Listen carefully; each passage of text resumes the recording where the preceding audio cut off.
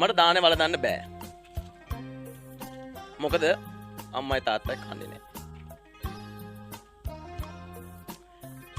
අවුරුදු 6ක් ඉඳලා පැවිදි ජීවිතය ඇති කියලා හිතුණා. ආපහු ගමට දුවගෙන එන්න ඕනේ කියලා හිතුණා. ඇයි? මොකද ඒ කාරණාව හේතුව මොකක්ද?